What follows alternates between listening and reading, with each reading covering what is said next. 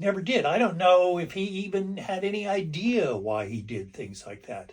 But uh, never played basketball again. And he was the most enigmatic, defiant human being I ever met in my life. Wildly self-destructive, heavy boozer. So, years later, I'm living in the Wino Hotel, and he was his girlfriend had kicked him out. So I let him stay in the hotel room, and he slept on, well, it wasn't really a carpet. It had been there 50 years. It was just a threadbare rag. And we both got crabs. I think I actually got them from a girlfriend in Olympia before I came down. But in any case, he got them too. And it was a pretty awful case.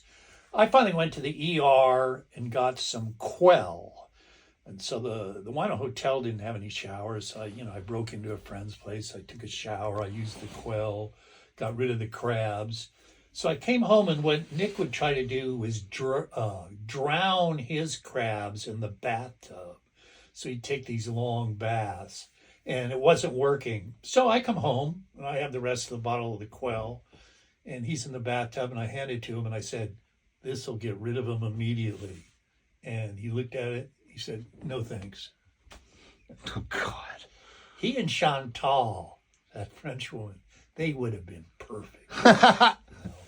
And then he and I lived together in an apartment with Acid Mac later. And Nick was the only guy I ever saw that was like me. Neither of us ever had any furniture. So we both would, in our individual rooms, would sleep on the carpet at night. You just roll up a jacket or something as a pillow.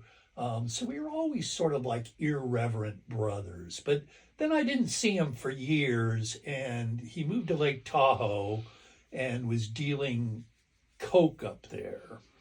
And so in like 15 years later, 1991, 92, guy calls me, and he has rented this hotel for the weekend. He's having in Browns Valley, and he's having this big party. So there's about 50 of us there in the bar.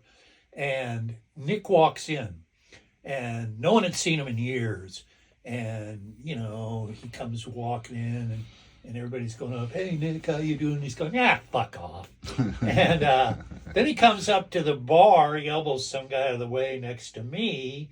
And, he talks to me and the bartender, and he goes, "2 vodka tonics." And the bartender goes to get them. And I said, I don't drink anymore.